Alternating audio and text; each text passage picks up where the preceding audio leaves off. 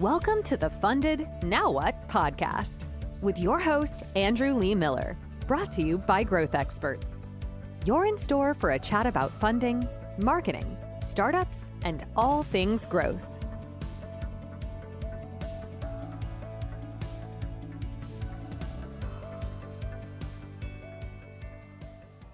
All right, everyone. Hello and welcome back to the Funded Now What podcast. I am your host, Andrew Lee Miller, also known as Andrew Startups. And today I have Mark Miller, no relation, you can tell just from the hairstyle, but he's the founder and CEO of InsureVision. You can kind of guess what the company does from the name, which speaks to my soul. I have all these startups come on the show and the name is not keyword dense. The easiest marketing move that you can ever make is put the keywords in the damn name of the business. So hear that. Yeah. So you've done a good thing there from marketing already. But Mark, go ahead. At least we got one thing right. You got one thing. I think you've done more than one thing right. Let me try and pitch. So InsureVision is an AI solution for risk assessment for insurance companies. They have an AI plus camera solution that essentially reduces the risk for both the driver, I think, and the insurance company, because I saw you also have some auto braking technology that you also offer, which I'm sure can save some lives beyond just saving dollars. That's not 100% accurate, but okay. Do you want me to have a go? Yes, please go ahead. Yeah. So InsureVision takes in video from any forward camera source. So that could be from a vehicle, it could be from a dash cam. It's probably going to be one of those two sources, realistically. Right. In theory, it could be from a smartphone, I suppose. And we reprocess that video. And when we reprocess that video, we come to learn a lot about you as a driver without actually looking at you. So we look at the road, and we look at how do you interact with the road. And out of that, we build a picture of the quality, the style is how we would put it, of you as a driver. And out of that, we can supply insurance companies individual and aggregate understanding of fleets of vehicles for the purpose of underwriting and pricing. So wow, we call that Telematics 2.0 informatics. Yeah. More human. I understand. I will be completely uninsurable when this data comes out because no comment. I'm just I always tell people I drove friends on Sunday and everyone was like, that was a really intense ride. I'm like, did we die? No, we didn't get in an accident. We made it. So no, that makes sense. And that's obviously a lot easier to scale than a hardware focused business. So you can just ingest visual data and come out with these kinds of outputs. How does the auto braking thing, did I read that wrong? Like how does that work? So, okay, what is the problem when you drive a car? There's two problems. It might get stolen, but that's a separate category of risk. And that's in itself a problem. But, I think there are quite good models on like the neighborhood you park the car, do you have a garage, stuff like that. Mm-hmm. And honestly, we don't work on that, but as a car owner, it's the thing you kind of have an opinion on. Right. So the other problem is, as a driver of a vehicle, is you might crash into somebody. Okay, that's really what we're insuring. They're not we, an insurance company is insuring it. There's a probability your vehicle is going to crash into another road user. That could be another vehicle. It could be a pedestrian, a bicyclist, something like that. And so that's what we're looking to understand. And so the core of our model is a crash prediction model. Okay? Yeah. Telling you the probability that you're going to crash. And it can do that in longer time frames, like weeks, months, even a year. Or it could do it in a very, very short period. Like you're going to crash your car now. And it can do that because it understands the video. And so it depends whether we're processing it on the edge in real time or we're processing it retroactively in the cloud. Right. So there is a potential to alert a user to a real-time collision, which is what you're talking about, like a real-time issue.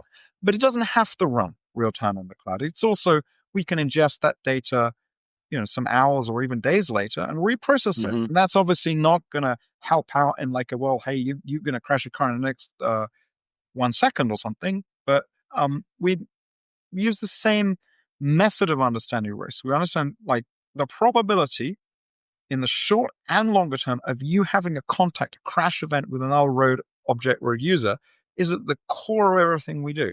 And so that's where we Totally. talk about, the ability to predict a crash at short time frames. So I love that. And I still think there is really helpful use cases for that for the end user. I mean, from a marketing point of view, I'm always looking for how can we turn our data into marketing with clients that I work with. And with that, imagine, you have a insurance company that's insuring a teen driver, and they're going to take the data and then surface it to parents. Hey, the kid is driving like this. This is the AI generated recommendations for how to improve your teen's driving to avoid accidents. And then the parents get a knowledge base of videos that are AI generated and yeah. in blog posts. And then they go and they teach their kid, hey, you need to stay 3 car lengths back, which I'm still terrible at. So, I mean, that's different things. Young drivers are interesting. And, if you look at the telematics industry, which is kind of 10 plus years old, when that, certainly in the United Kingdom, when that was first implemented by businesses like Direct Line, which is a insurance company in the UK, was recently acquired, it was for young drivers.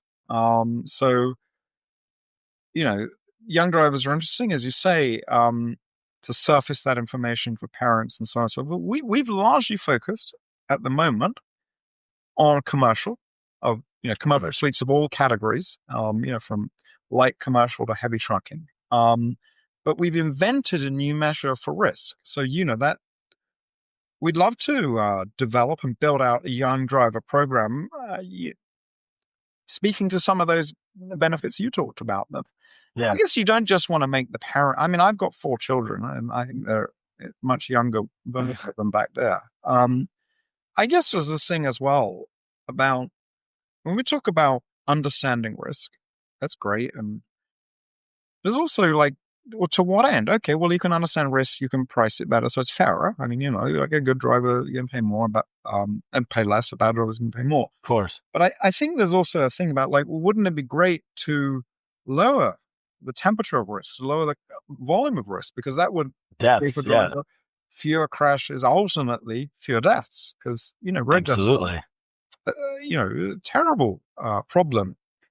And if you look at telematics systems, they give you quite aggregate data. They tell you stuff like, I don't know, you did this number of speeding events or harsh braking events, a textual summary maybe so maybe you did 2 harsh brakes to stop colliding into a child that jumped in the road, and so you're a fantastic driver. But the system says, you're really terrible. So I think that the advantage of video, if you understand it, is not just, you take the young driver, sure, it's useful for the parents to see, but the parents can't actually control, it's a thing parents think, and over time it breaks down. They can't actually control the immediate actions of their children. So I suppose you go with the grain of humans. But if you make a human aware that they're doing something wrong in a way that's convincing to them, there's unbelievably strong evidence that they'll change their patterns of behavior. And so, yeah, there's an angle with parents, but I think there's also an angle with, just any driver, a young, of course, a middle-aged driver, older driver, trying to make them aware in a way that resonates with them about, well, this is, maybe this is the thing you've done, and maybe you could improve that, and that absolutely, you as the driver agree with that. I think the final thing is that the problem with the video systems in the past is that they generate too many events. So, and maybe go back to that parent, child analogy. I guess if we tell children off for every single thing they do, they kind of become numb to it. It's like a bit, because we're tiresome. It's just that, and that again. We really focus on meaningful danger, and filtering that is really quite difficult. And it requires quite sophisticated machine learning. So there's a few things in that, but certainly young drivers are fascinating. To train habits, good habits in a young driver, and for that to perpetuate through a driver's lifetime is a hugely valuable thing, and certainly something we're very interested in as a business. Absolutely. I mean, I think the reason why I fixated on the younger drivers is just because they're like the most costly to insure, which means to me probably the data shows that they cause the most accidents or something. And so maybe the most ripe for education in Yeah. that area too, because they're still in school, they're like used to it. You could have the user toggle between, I want to learn about everything that I'm doing wrong, or I only want to know about like major issues. And it doesn't have to be on your end. This would be something that the insurance company would provide, not you guys. You're giving the tech that enables it to be accurate. But anyway, super cool. And I'm sure we could make the whole podcast just about the tech, but you just raised millions of dollars earlier this year from US, from what I saw, State Farm Ventures, which is really cool.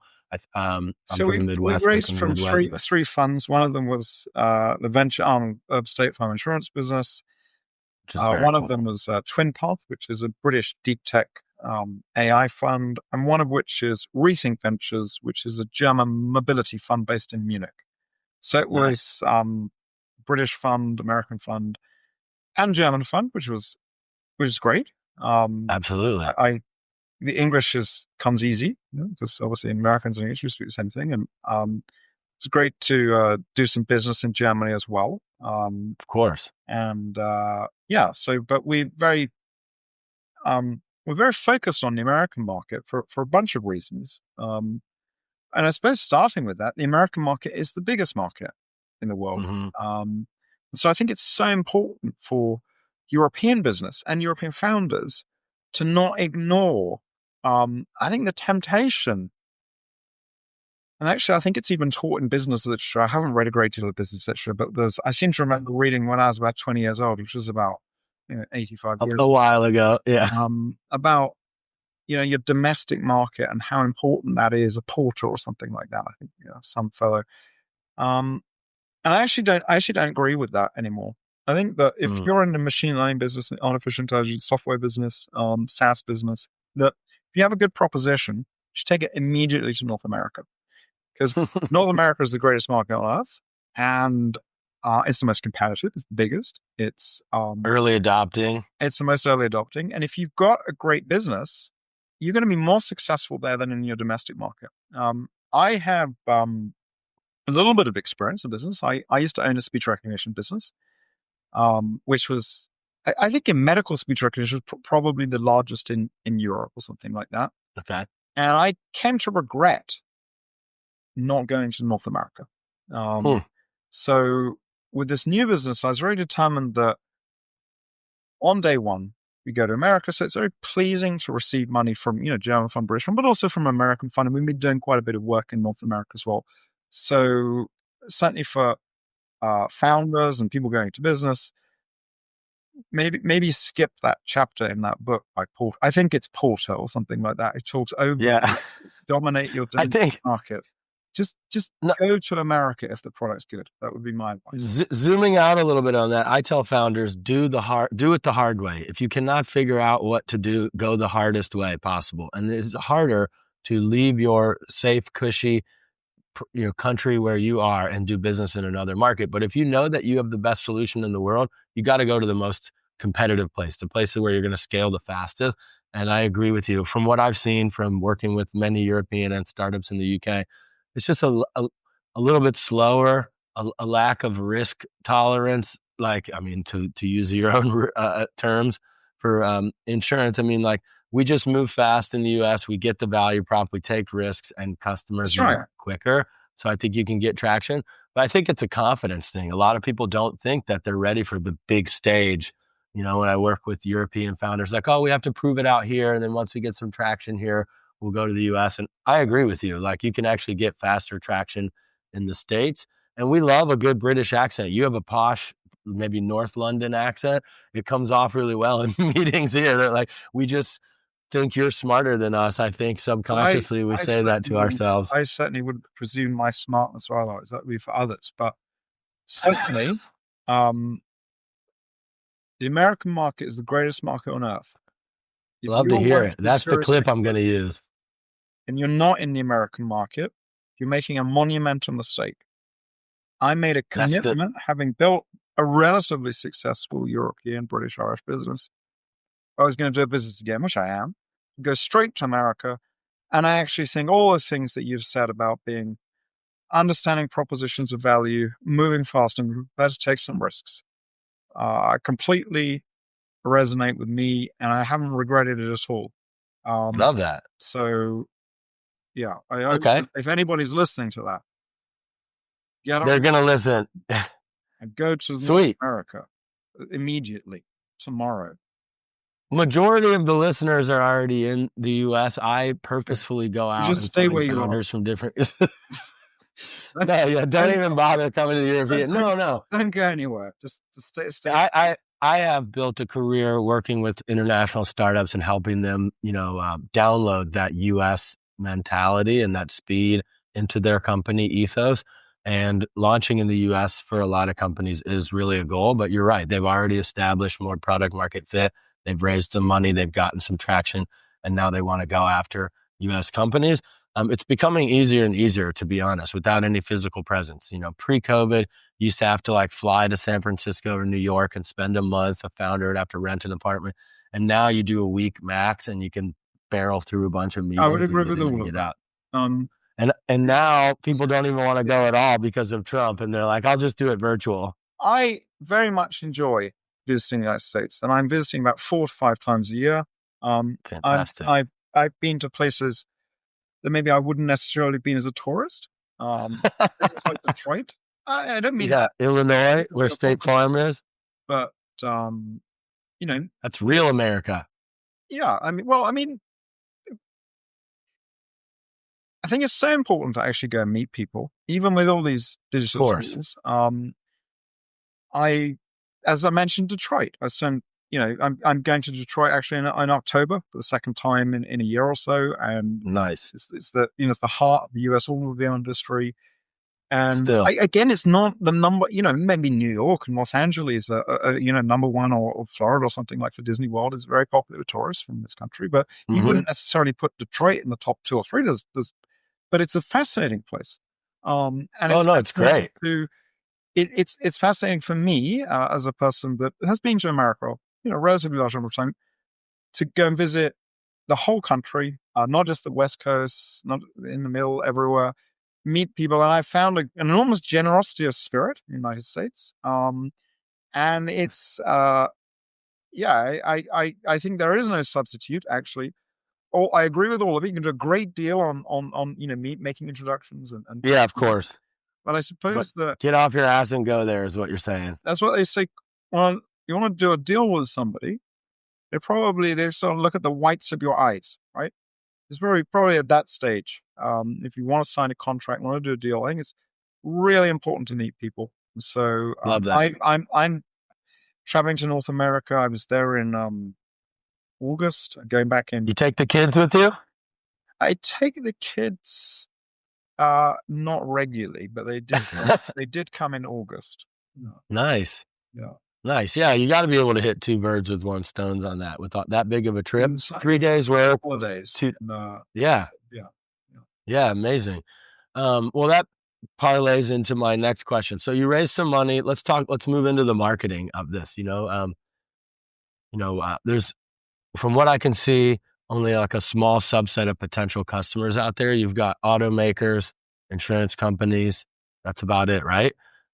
So that's generally really fun for a marketing challenge because you know exactly who the customers are.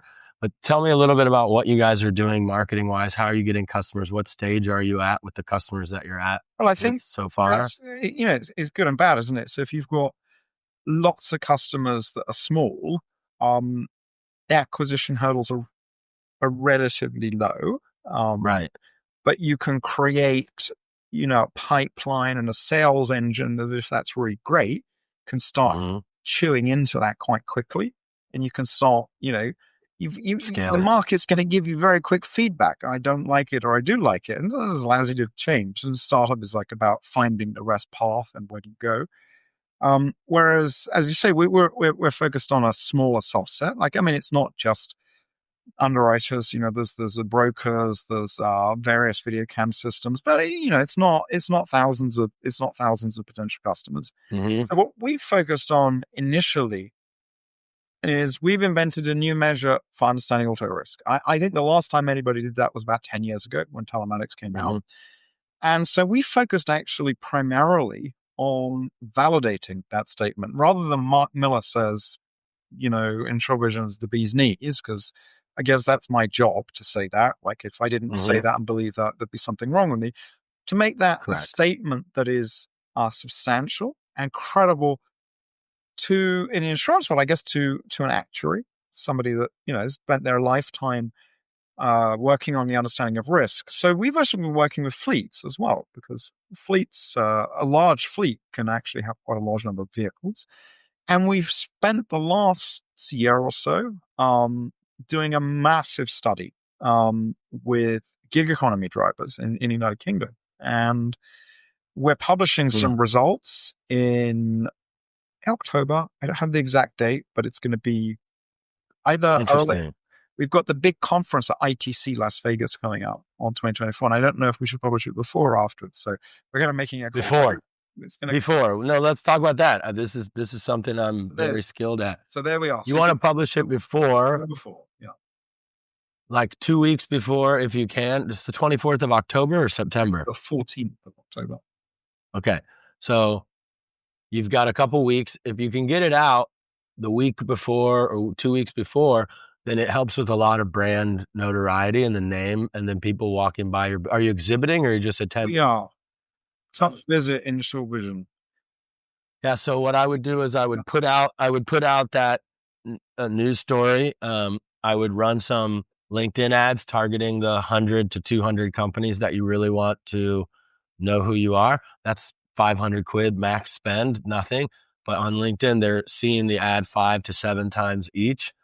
And it's not an ad like swipe up to learn anything. It's actually just the news story. So Forbes, TechCrunch, whichever major well-known publication you get, you make an ad on LinkedIn out of that, and you make sure that it's shown to the correct people for the week beforehand.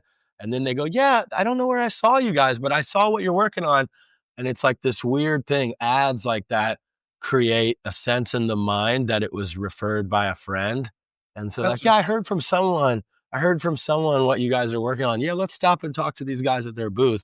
And that's a way that I help startups become the most famous girl at the ball. Well, I've taken note of advice. For full disclosure, it's been written by a couple of academics independently. We just supplied the data. That's awesome. So I can't give them an edict, say publish it on that date, because it's their academic, their researchers, they're publishing it. But I take the point. It would be useful if the paper is out. It would be useful. And what you want to do, sorry to interrupt you, is publish it and then create a press release with ChatGPT out of the academic article, and then give that press release with the little minor edits. And you add a nicer quote. ChatGPT is not going to do that very well. You give that to the media, and then the media uses some of the key data points out of the findings of that as a news story that hyperlinks back to you, which is unbelievably powerful in enterprise sales discussions, because what I'm finding with clients that are similarly targeted is the prospect for that client, when it is top of mind, they're using ChatGPT and Perplexity and Grok now to, hey, what vendor should I talk to? We want to lower our risk. We want to make safer drivers. What telematics vendors are pushing the needle forwards? And then they go, oh, according to this Forbes article, you should talk to InsureVision, and you get an inbound lead that is like a 10 times shorter sales cycle. So there's a lot of really powerful benefits to doing those PR campaigns. And you're skipping like 10 marketing steps. Once we're like a more mature organization, or all we have is really powerful data, then that's the strategy that I really tell a company to go to. But it's a long form thing. Like you mentioned, the academics writing the paper take as much time as they want. But once you come out of that sprint or that time frame, you get unique data that the media would love. And it's very niche media. You could get in every insurance magazine. You can get in every auto, driver, fleet, rental, business, entrepreneurship publication with this unique info, because almost every business has a car or a fleet or is hitting the road as a byline in their costs to doing business. So but I think I'm seized at the issue. We shall endeavor to produce, you got to, yeah. You're sitting on a gold mine of marketing there. Well, here's the thing. Yes, it would be fantastic if we can get these two well-known researchers to publish it before the 14th and circulate it and all those things. And I agree with all the things you say. But here's the other thing. For 10 years, nobody has really moved the needle on understanding risk of telematics, and nobody's moved the needle for video talk. And we've just done that. And I think as well, like there is an art in marketing, no doubt, but there's also an art in doing something that's actually just really excellent as well.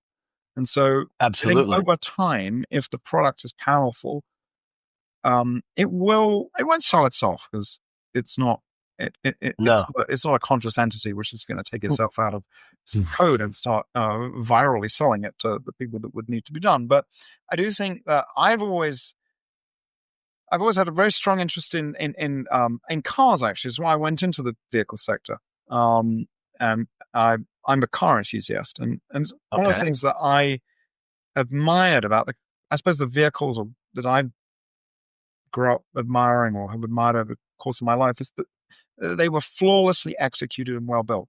And we've tried to apply that we've spent a couple of years working continuously on an extremely complicated problem. And we've produced some fantastic results. Hopefully they'll come out before, if not shortly afterwards. And I think then the industry will be presented with a new reality, which is that's as good as you can do with risk understanding using like a GPS for speed and an accelerometer for deceleration, acceleration, and cornering. And now you can add on vision. And I've seen people say that vision is not very useful. Well, it's true. Historically, it hasn't been. And I always say, I always ask, it sounds like a flippant question. Do you drive a car? Most people say yes. Every now and again, they say no. Right. Because they say, forget my question. And so, but I'm guessing that when you drive a car, you drive it with your eyes.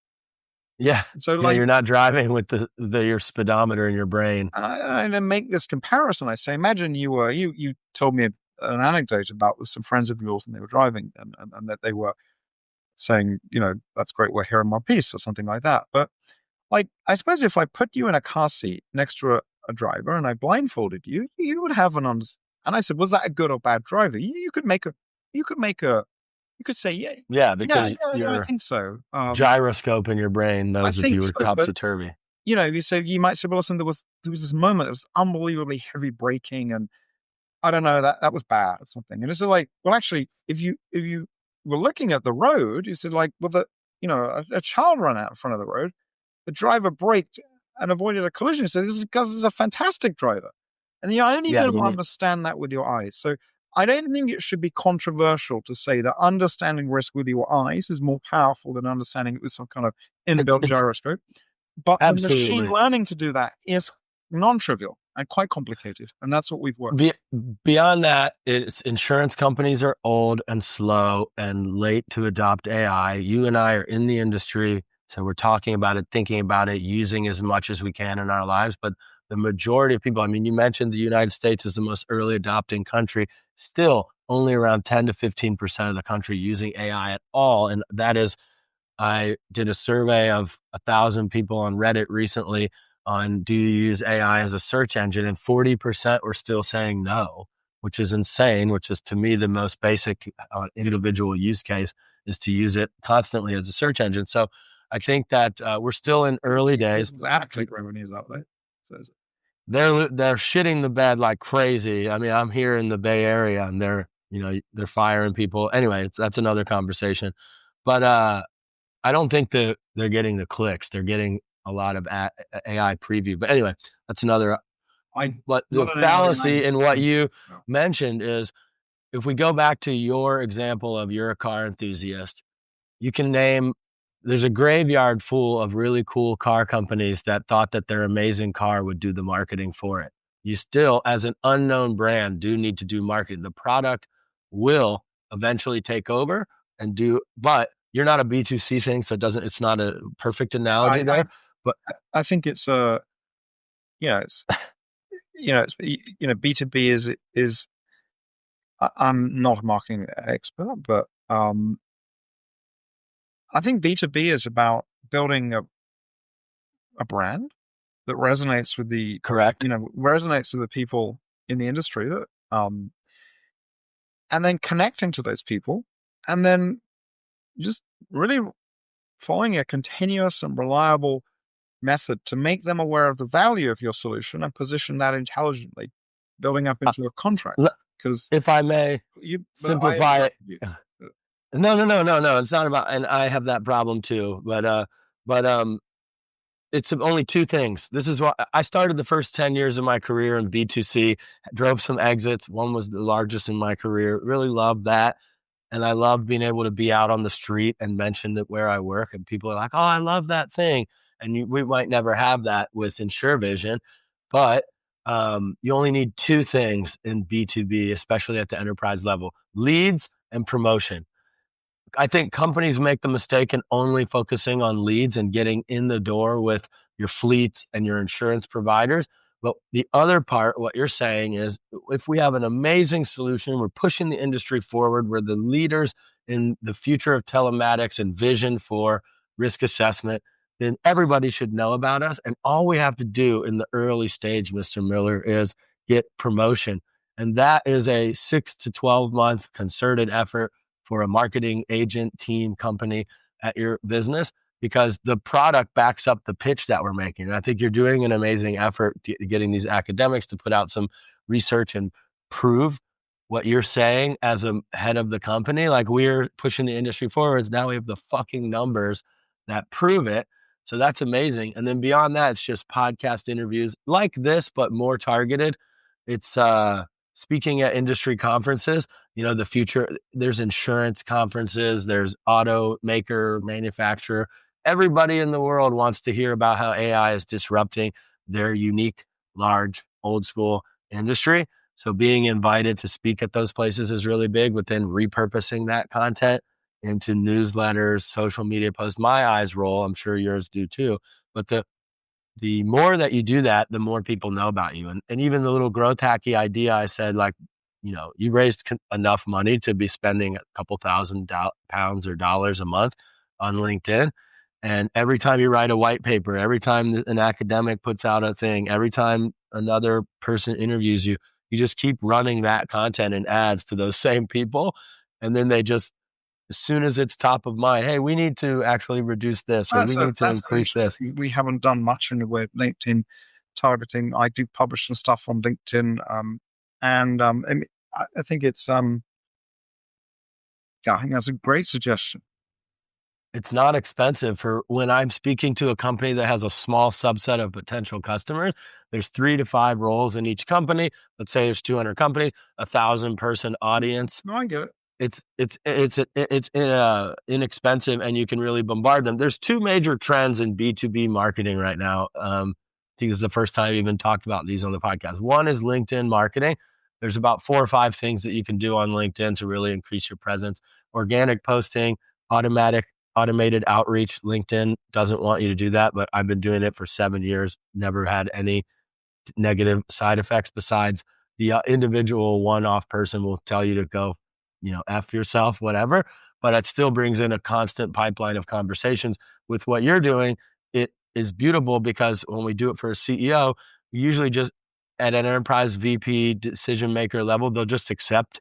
And then you're building your network on LinkedIn without having to manually go, oh yeah, Andrew, oh, let me click on him. So we're building your audience. And then those organic posts that you mentioned that you're doing, you're getting more organic engagement from those people, because they're seeing, they're following. And then when it becomes top of mind, they go, hey guys, I don't know where I saw this company, but go and talk to them. I want you to get a proposal from them as well. I want to bring them into the office. It's probably more likely for your industry. The third thing is, you're not going to do this, but off of our own pages, there's lots of LinkedIn groups, which sounds annoying, but you take that content that we post on the CEO or the company page, and we have a marketing intern share it on all of the insurance professionals groups. And that also gets, 10, 20,000 impressions a month from all those groups. So it sounds like a little bit, but it is notoriety. That's good advice. It all pushes towards the same thing. And then on the other trend outside of LinkedIn is GEO, which is your AI search, your generative engine optimization, which for me at Growth Experts, we started doing in April, and we don't really do any other marketing anymore. I just sit back and continue having fun interviewing founders. We have some automated LinkedIn outreach. I post whatever the hell I want on LinkedIn. I don't care if it converts or not. And then people, when they go to GPT or Grok, hey, what startup marketing expert should I talk to in San Francisco? It goes boom, boom, boom, because of the content that I created ethically, and I included my competitors and my peers in that content. But they come to you through feeling like they've outsourced their decision making to AI, and the trust factor is through the roof. And so those are the two things that a company like yours should be doing. And that academic content, nothing better than that. The AI models are going to be looking at that as God's speech directly from his mouth. And so the more of that you put out, that's unfakeable content that is backed by research, that is organic and proven to be unique, you're going to get recommended a lot and I'm seeing specifically the large enterprise prospects, that CTO, or I don't know what the decision maker at your company, the director of risk or whatever it is like, oh, my CEO said I need to do this research. Let me just, okay, yeah, I found this list of companies. I spent all weekend looking for it. And I'm going to reach out to these companies, and so the AI is making that person's job easier. Just yesterday, we had some government person in Department of Labor or something like that in US say we're eventually going to be a 3-day work week because of all the AI, the stuff we're getting done from AI. So we want our companies to be there when these lazy full-time employees. I mean, I've never worked full-time at a company. I've always been a startup person. So I look down on them in some way because they're just looking for a way to make their job easier. And that's what the AI is providing. So you want to be there. Your goal is to make their job easier. Hey, we're going to reduce the risk.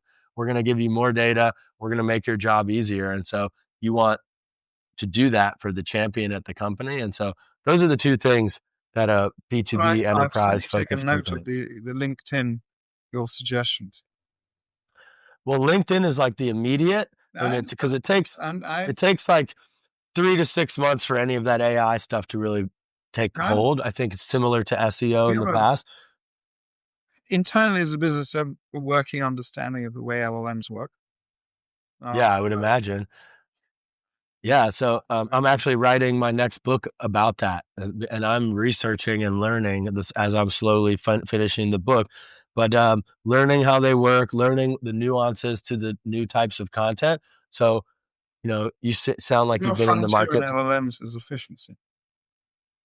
A new frontier for marketers as well, because is efficiency. At the end of the day, San Francisco, we're a little bit ahead of even the rest of the US, but I always feel like we're living in the future here.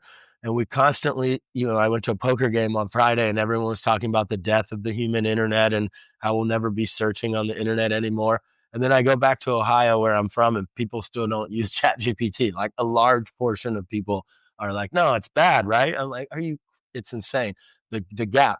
But in San Francisco, we're very aware that in the future, there will be no going to the internet and searching things on your own. You will only talk to the AI and the AI will search for you. So it's so early, but building on a marketing, terminology, building for that now is it's reignited my excitement for marketing. I was like, all right, I'll do hourly consultations for companies. I'll join for equity as an advisor. I was kind of, dwindling my time investment down. And now I'm like all the way back in and it's kind of like, not to compare myself to a centibillionaire, but Sergey from Google also is like out of retirement. And he said, if you are a computer scientist and you're in retirement, come out because this is the most exciting time in our lives. And I think the same for marketing because, we got to be early to adapt to where the searches are.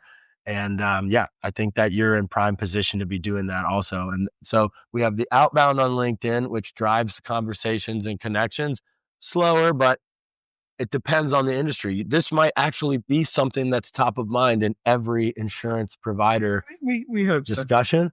So. Loss ratio. Are you seeing that? Doors are open as soon as you reach out, or is it door slams or what?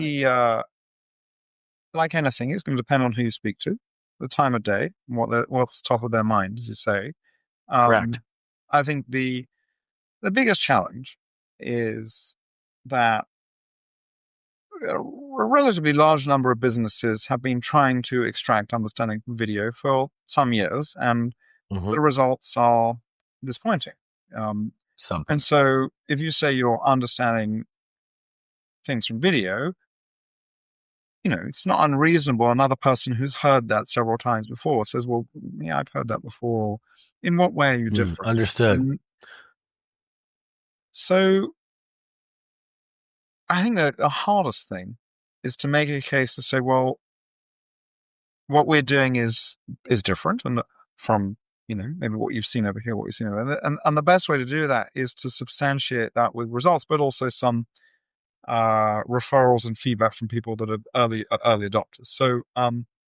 So I find that that helps, certainly. Is it different? Is what different?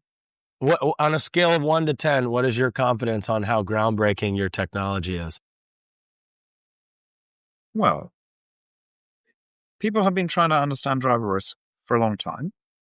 Telematics systems have been around for about a decade, something like that, in the UK and in the United States. The fastest growing insurance company in the United States is Progressive Insurance, which describes itself as as progressive. My understanding is they describe themselves as a technology business that happens to sell insurance, and they're a data-driven business, and that they're on the forward foot with the use of data. So any advantage Progressive has with underwriting and understand driver risk, we've overwhelmed by several factors overnight. Okay. So that I'm sure that businesses like Progressive are not just a success from any one thing. It's going to be the aggregate of so many things. But central to the ability to become a really accurate pricer of risk is the ability to understand it. Yeah. We can understand risk factors better than any other system in the world. So there you go. You hit it. That's your one-liner when you reach out. And you can't take, I know British vernacular, you're a pretty posh guy. I don't mean that in a bad way. You have a slow, articulate way of speaking. It's beautiful. It's not possible to offend me. No. Yeah. I'll try. I'm coming to London in a couple of weeks. I might ask you over to the pub and then I'll try. But what I mean is we, download a little bit of the American overconfident, whatever negative words you want to say about it, but you have to, when you reach out to company, we've made an unbelievable breakthrough in computer vision.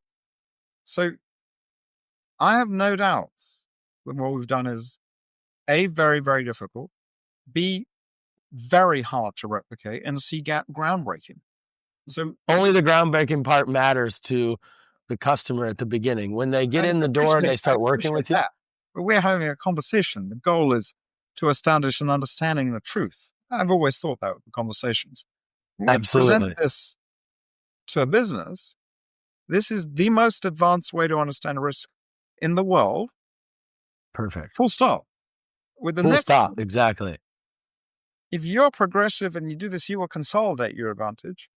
If you're not progressive, you can overwhelm progressive advantage immediately.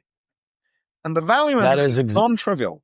If you look at commercial lines in the United States, commercial auto insurance, most insurance companies have been losing money for 15 years, with the exception of Progressive. They've lost billions of dollars in the last 15 years. The advantage Progressive has through their data from legacy telematics data, we have overwhelmed. You can go from being not having all of Progressive's telematics data to using our vision data, and you can more than overcome Progressive advantage overnight. That's a thing that's worth a great deal of money. Absolutely. And no, that's the confidence I love to hear from a founder when we are a early stage startup.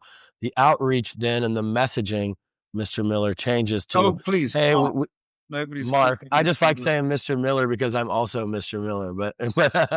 But so Mark, when we reach out to, and there's a top down, there's a bottoms up approach. There's multiple roles in the company, usually somewhere around 4. So you've got your your lower level employee that's absolutely obsessed with the tech that you're building and wants to be a champion, but can't really move it up the ladder. Then you have a couple more rungs. And then at the very top is the person that is unlikely to respond to messaging. But if you pique their interest, then they move it down and it gets pushed forwards very quickly. We want to reach out to all of those different levels with different messaging, right? There's different value props. There's different things that move the needle for them with their job. And there's different levels of excitement. But I think mostly with what you're reaching, you reach out to C-level people and they tell the director of risk or whatever it is that they need to interview you. And you reach out with just that one liner. Like we've surpassed any other capabilities in the industry as far as computer vision and risk assessment and blah, blah, blah, blah, blah, blah, blah. And we'd love to show you. We're actually putting out some reports. We're already in talks with this company, and that lights a fire under their ass a little bit. But short, punchy messaging that is, you have to be the most confident person in the world for your tech.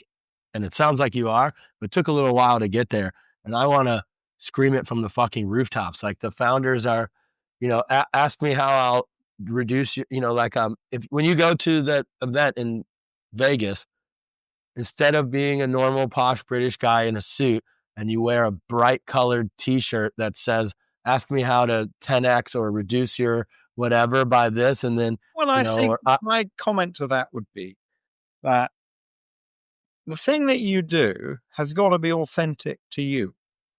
That's fair. And although I am wearing a yellow on yellow, like a riff on blonde from Mr. Dillon. Yeah.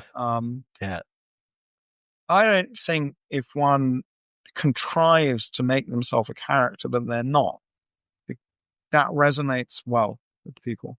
So then you need to hire a marketer to do it for you. I may still be wearing one of those suits that you allude to, and one of my quite significant collection of Hermes ties. I used to wear a suit and tie to work, and my shoes so British, cut lob, Holland and Sherry fabric. I mean, it will make you look. You'll stand out, but and I know I'm not taking light. Always, I believe you. I'm not. You've got me on a domain. I'm a domain expert. No, and that makes sense. I love going to London just to see like the average person dressed in a suit compared to America. It's amazing. And I had a custom suit phase in my life. And then I went to my first startup job interview in a 3-piece suit, and they had a villa on the beach in Dubai. And they were like, get the fuck out of here and go change back into a t-shirt and sandals and come back for this interview. But it depends on what you want to come across as. Do you want to come across as an insurance guy? Or do you want to come off as a tech entrepreneur that is going to innovate their company? I think that they want a tech entrepreneur that's not an insurance guy. Maybe they want you to speak and understand their industry, and that's going to be great. But you actually are coming in and creating value as a person that understands tech better than they'll ever be able to do. Imagine Progressive trying to build this on their own. That's why State Farm Ventures invested in you. They're not investing in building something themselves, because they want to get access to startups. I think Progressive's a great business. I don't know it very well. The numbers tell you the strength of the business. Of course. But the likelihood that Progressive has the machine learning expertise to produce sort of results we produce is extremely low. If anybody Progressive Ventures or Progressive Business Line is interested to discuss it, I'm very happy to discuss it with them. Of course, online or in person. Of course. And Las Vegas 2025. If they hear this, we'll get them there. I have a lot of experience working on both sides with corporate incubators. So a corporate incubator would be like State Farm Ventures probably once or twice has tried to build their own things from scratch internally. It costs $1 to $3 million to build your own thing internally, as opposed to the average acquisition or investment is, 10 to or 5 to 20 to 50 million. Still the buying them is a better bet because they're just not able to operate like startups. They hire consultants like me to come in and teach the team, how to behave more like startups and be data driven and move through lean cycles and et cetera, et cetera. But it's just better being dumb money and giving them money and getting out of the way. So, yeah. Anyway, take it or leave it. You go where, maybe bring a suit on the second day. First day, come and be the startup guy. You do whatever you want. But I think, and I've seen this work many times, specifically with high tech founders I work with. The one that's coming to mind, robotics engineer, invented a microscope that used AI to identify things without a microbiology degree. So you just mold, and it just does it without needing a human there. And they went to a conference and they had a bright orange shirt with white letters, ask me how, I can't remember exactly what it was, but how we do blank and blank, a blank number. I've got some guys coming with me and maybe I'll dress them up. Yeah, you wear the suit. You're the dad. And then yeah, exactly. Bright purple shirt that says, we've improved computer vision by a factor of 10. Ask us how. Something like that. Only the people that care are going to come up and say. The worst thing in life is not being noticed, being ignored. Maybe not the worst thing. Well, it's pretty. There's some to spend your. But yeah, I mean, actually, or being ignored is not a great place to be. Yeah, I hear you. You want to be noticed. The exact way to do that, I do think you've got to choose your own style that's true to you. But I'm not. Yeah, that's true. In a bright yellow t-shirt or something, but never say. No, you're not going to do that. But I've got other conference hacks. You're spending all this money and all this time to go to conferences. So the digital stuff we talked about, you want to do the PR campaign as much as you can beforehand. You want to run some ads on LinkedIn targeting the niche people that are going to be coming to the conference. What else? I know you're not going to do this one, but I found over the last year or two that having some kind of thing that people pass by the booth for. How many people are attending this event? Is it big, like CES type thing? Oh, well, on our side too. No, is it CES? Yeah. CES is really enormous. Yeah. But Vegas things are usually like the hundreds of thousands. It's really big. And we don't attend too many of these things actually. And normally I request somebody gives me a free ticket, but it's the Mandalay Bay, which is one of the nice hotels, and it's kind of their entire conference real estate, which is big. Oh yeah, it's massive. Yeah, and they've got the tram that goes there too, so you can get over. Are you staying in the Mandalay? We'll take a side note for Vegas advice. Unfortunately not. You're in the Luxor? It was sold out. I'm staying in the Luxor. I'm staying in the New York hotel. Okay, which is nice. Which is not. Yeah, you can take the tram. I think it's not that nice. Yeah, I tried to. Try to stay. You won't. You won't, mate. You won't want to be all sweaty. It's like, if you are 8 a.m, it'll still be like 30 degrees probably. So I'm giving it in your temperature. Yeah. So yeah, you'll stay indoors. Trust me. But because you don't want to be sweaty in your sartorial greatness. Well, you never know. Some people do feel better with the heat than others. But yeah, I take There's fair amount there. No, cool. Well, I'm really excited for you for that event. Excited for you for the academic research that you're putting out. I think that, it's a really exciting space. I mean, these are the kind of AI applications that I'm looking to work with because it's niche enough where there's huge human-wide potential for effect, but not a ton of, and there is a ton of barrier to entry. So you're not a ton of people thinking about it at the greater scale, as opposed to how to write your emails better with AI is, what everybody's working on. Mm-hmm. So it's really interesting. And I think there's nothing greater in life than making millions of dollars while saving millions of lives. Like what else could there be to life than saving lives and making money while doing it? So it sounds like you're doing that, and that's the mission that you're on. That is the mission I'm on. That's really awesome, man. Anything else you want to say to the general public if there's investors or VCs listening to this? InsureVision, we're funding a round 2026. There you go. Not now, 2026. InsureVision represents the state-of-the-art in understanding risk. Any insurance company using InsureVision will understand risk better than anybody else. If you want to overcome the advantages companies like Progressive are built up with their data. Speak to us. You do it overnight. If you want to consolidate your advantages, you also should speak to us. I'm thrilled to come to the United States. I think it's a fantastic country with fantastic people. That's what Love that at the end. Dude, I'm going to cut that into a clip for you, and I'm going to send it to you guys, and you can use that as a LinkedIn ad targeting those people. It came through as sincere. I meant it. It came through as sincere. I think, redo it with your suit and closer to the camera and maybe not resting back like this at all. But I think that's the level of confidence that I have to teach to founders normally. And that's what I was looking for earlier when I was asking you about how confident you are in the solution. So those are the things you need to say. That's what's going to make people be like, all right, fuck, I need to meet with that guy. If I'm working at an insurance company, it's my job to find the leading technology. I'm doing my company a disservice by not setting up a meeting with you as a potential vendor. That's definitely true. That's what they need to feel. And so love that. Well, Mr. Miller, Mark, it's been fantastic, exciting to chat with you. Safe travels when you come to the U.S. And thank you so much for being here. Thank you, Andrew. Very nice to meet you. And you as well. Look forward to seeing the film. Absolutely. Have a great rest of the day. That has been another episode of the Funded Now What podcast with your host, Andrew Lee Miller, brought to you by Growth Experts. If you liked this episode, please subscribe. And if you really liked it, please share with other founders and entrepreneurs. Thanks. And we'll see you in the next episode.